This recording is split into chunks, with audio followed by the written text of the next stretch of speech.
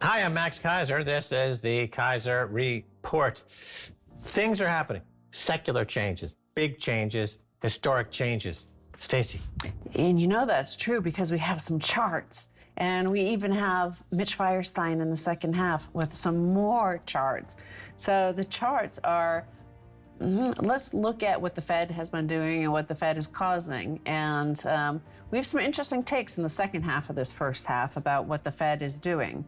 Taiwan Semiconductor is hiking chip prices up to 20%. TSMC's chips are in 1 billion products, including iPhones, computers, and cars. The Wall Street Journal writes in a new profile of the company. The company has slowly become the world's 11th most valuable company with a market cap of about $550 billion.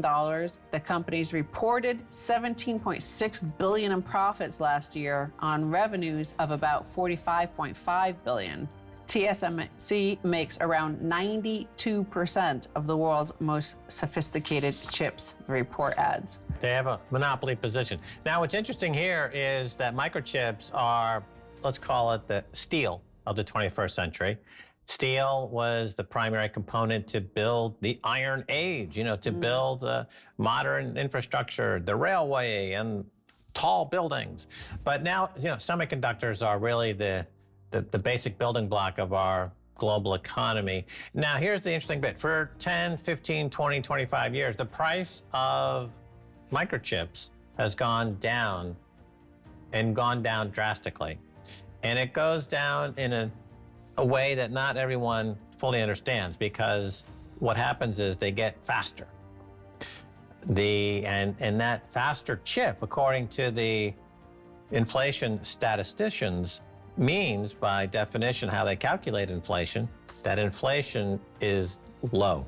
And even if you pay the same amount, let's say $100 for a chip, if it's twice as fast, the Bureau of Labor Statistics in Washington, D.C. will say that inflation's falling 50% with microchips. Now, if this basic building block of the global economy is no longer on that asymptotic curve on a price point called zero, and in fact, you're going to start to see monopoly pricing and prices kick up, then that is structurally a huge change, a huge sea change. We know we had Jeff Booth on, for example. He wrote a book called The Price of Tomorrow about how the price of technology is dropping faster than they can print money, and that deflation is a permanent feature of the economy. Well, this kind of belies that point a little bit, and suggests that even microchips are prone to this type of disruptive malinvestments that come from too much money printing, and now we're having real inflation. And it's trickling through on so many different levels, so many different price points. And the central bank, because for them to admit there is inflation would mean they would have to raise rates and therefore put all of their friends on Wall Street out of business. They will continue the propaganda campaign by saying, no, there's no inflation. Don't believe the prices you're paying at the store. Believe us, there's no inflation. And this is catastrophic. The Fed's role in the economy and making economic decisions, because the politicians themselves have actually abdicated any role in the economy or having any, plan for the future of the economy. But right now, with this article about semiconductor chips, you could see what happened. So in 1990, 37% of chips were made in the US, now 12%. Politicians are starting to notice this. They notice the supply chain disruptions, the chaos being caused across all sectors, from, Teslas to other auto manufacturers to a load of consumer electronic production. But in terms of what they can do about it, the Wall Street Journal points out that analysts aren't confident of there being a more diversified semiconductor supply chain, quote, anytime soon. They attribute this to TSMC's hard driving culture and deep pockets. The industry has become so complex that once one producer falls behind, it becomes tough to catch up. And I'm going to turn to some of the charts that the Wall Street Journal provides in this zero hedge coverage of the Wall Street Journal article. And it's called Chipping Away. Over the past few years, TSMC has increased its R&D spending and saw its market cap become the biggest in semiconductors. So you see TSMC is red, and the blue line in the market cap is Samsung. Way down there, declining, ever declining, is Intel, which used to be the biggest of the manufacturers. But what have they done since the 90s? Hollowed out the company, right? Like all US companies, all US manufacturers use the opportunity of the China deflation move, of the export of our jobs there, to just hollow out the remnants of whatever was left of technology, innovation, and production here in the United States, and financialized it. So you could see that in the R&D numbers as well. The R&D is so crucial to anything, any manufacturer. You've got to invest in research and development.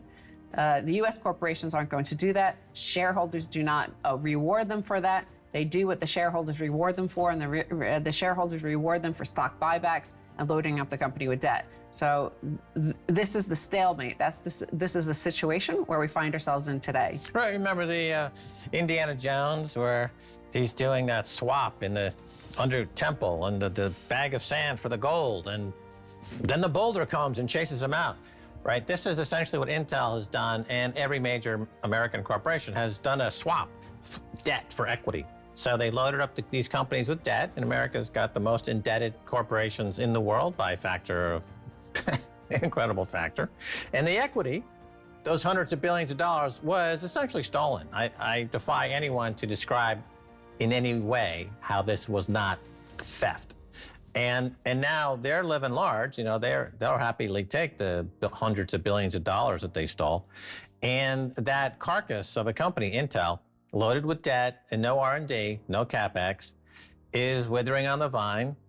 And now it's causing real inflation, and people have to eventually pay. So the money that was stolen by the executives by this debt for equity swap is now being paid by the consumer, who's going to see their quality of life collapse because all of the equity of American economy was stolen by a few people. Well, we're going to cut to this next article, also from Zero Hedge, and it's a reprint of a letter from Eric Peters of One River Asset Management, who describes himself as a guy who used to work in the pits, you know, the trading pits in Chicago from 1989, and his observations of basically why we get these more and more unstable moments, these moments of huge market crashes because of stability, right?